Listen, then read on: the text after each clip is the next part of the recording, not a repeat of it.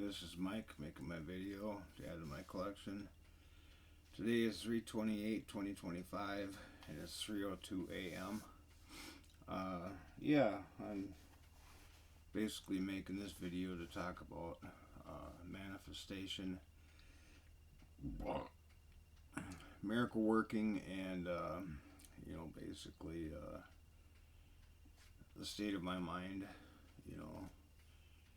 and my beliefs on things. So, I can manifest anything, just about. I pretty much have. I pretty much have manifested almost everything I've ever wanted. There really isn't much left. I've done everything there is to do, just about, as far as experiences. Even, supernatural events. I've pretty much done all those as well. There really isn't many things left to do, and like, I've had almost everything there is to have, and I've been involved with every type of woman almost, and I've owned every type of merchandise, and I became everything I wanted to become. All the archetypes, from the fool all the way to the hermit, and everything in between. So, I became godlike, and there really, there really isn't anything left to do, as far, or be or have, as far as that goes. I became, like I said, became godlike, and that's the highest executive office there is to hold, Creator God. And,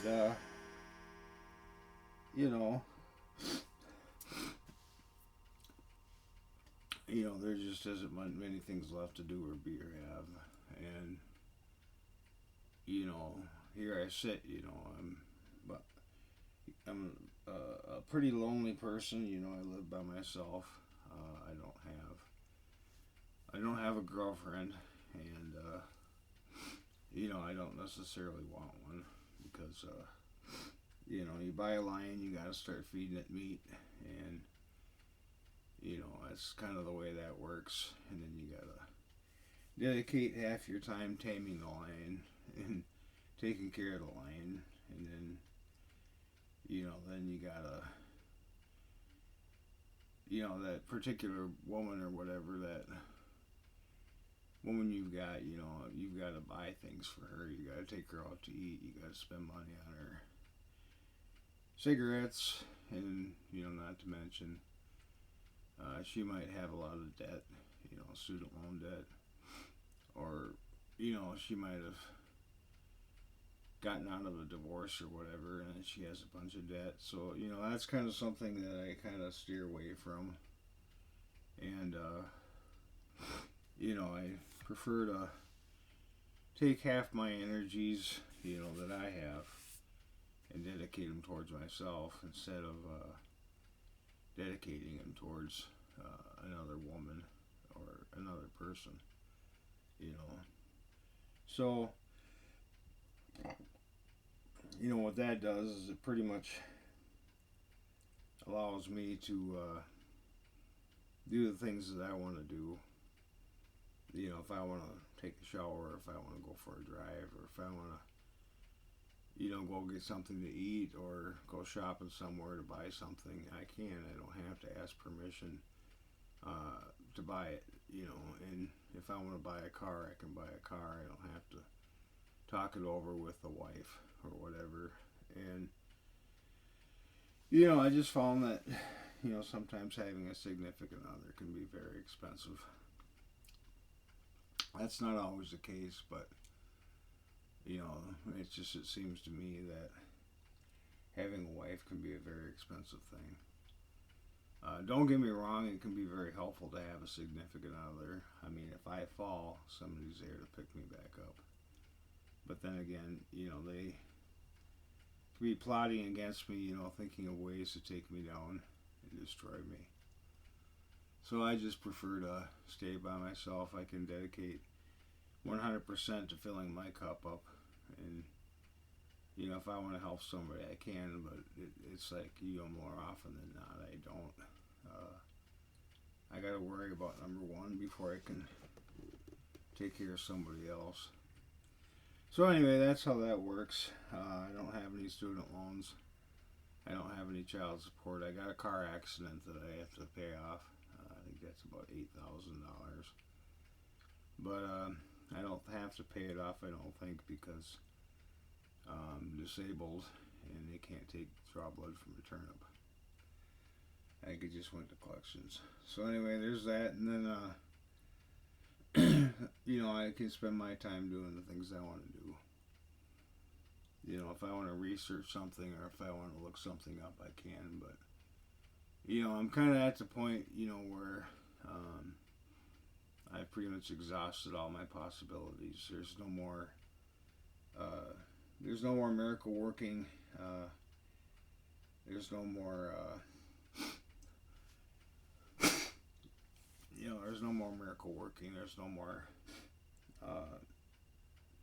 I can still manifest things. Don't get me wrong, but I can't,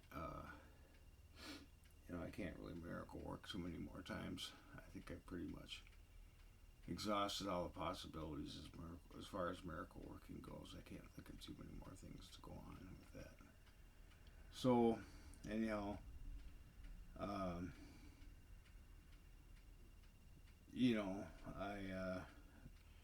there's this book called The Hedonistic Treadmill, and it talks about, how, when you go out and buy things, it gives you a sense of happiness. But, then you go back to baseline, eventually. You don't have that euphoria, and that's really what euphoria is. You have relief from suffering. It might be temporary, which it usually is, but you might have something happen that can totally alleviate your suffering. And then when you have that, you have basically a euphoria, when you get to your authentic self. So, you go back to baseline eventually. So that's kind of how that works, So no matter how many things I own, whether it be a car lot full of cars or whatever, those things in and of themselves don't necessarily make me happy for a long period of time. It makes me happy for the short period of time that I have them. But then again, sometimes having all that stuff can weigh you down, and it can be a thorn in your side as well, because you got to maintain all those cars. You buy a house, you buy a dinosaur, you got to maintain that dinosaur. You buy a lion, you got to feed it meat. And the same with a car, you buy a car, you buy another dinosaur. You basically have to maintain that dinosaur and take care of it. Some of these cars, like a timing chain or whatever, it's thousands of dollars, just to replace a timing belt or a timing chain. And sometimes if the timing chain snaps or whatever, then you destroy the valves and the car is complete junk, So, they got these cars, nowadays, it's like, they're like a cell phone, you buy a cell phone with all the options, an iPhone 16, and you crack the screen on it, and it significantly takes away from the value of the phone. And it's much to be said, about a car. You bang it into something and it significantly destroys the value. A lot of these electric cars, you get into an accident with them. It can be a relatively small accident and the whole car's considered totaled. So, that's just the way it is. And if you've got a dependable car, you're better off just keeping it. So that's kind of how that works. And then, of course, student loans. The interest rate is so high in student loans that, they'll bury you as far as student loans go. And, that's really ultimately how that works. So, you could come out, let's say, with $150,000 student loan debt or whatever, and then by the time it's paid off, if you're paying the minimum payment or whatever, it's just probably $1 million later on. So that's a dead end thing to get involved with.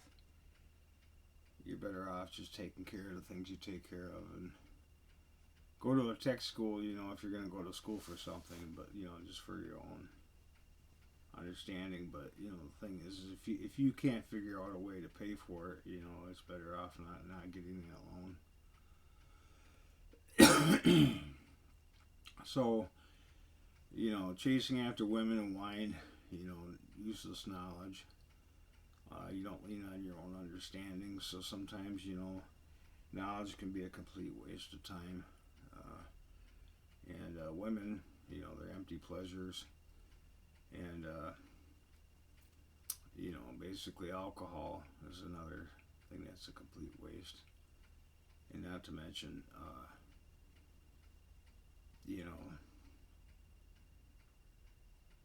drugs. Certain drugs are a complete waste of time too. So, you don't want to be too far into the carnal mind after sensual pleasures and sexual things. But then again, you don't want to be caught up in your head, in the spiritual things. Too caught up in your mind, too much into your body, your mind-body connection, just have a nice balance between the two. And, that's really all there is to that. And, you get to the point in life where you discover that, there really isn't anything else. You get to that point, and it's like there's really no other things to fill that void. Sometimes, you get to the point where you're just an older man, and you've been there, done that, and sometimes when you have all those sensual things, and then you get to the point where your body's no longer can't keep up with those desires anymore. And and as far as knowledge goes, AI takes care of that. So with AI, you don't have definitely the dedication towards knowledge that you used to. So you just enjoy things, you eat, drink, and be merry. You take care of the small things in life, and you appreciate the small things in life. You appreciate what you do have, and then you don't necessarily have the desire to chase after all the newest trends and all the newest technology. Sometimes you've got, with prudence, you can find out that the things you do have are sufficient enough, and you don't have to really weigh yourself down with sensual things, and you don't have to weigh yourself down with all that knowledge and all that extra wisdom that you don't need. And you don't have to have all that merchandise on the hedonistic treadmill. You're going to get to a baseline, and sometimes you just realize that you take a break and you appreciate the smaller things in life, and then you don't have to worry about the bigger things. So that's all I really have to say. So, over and out.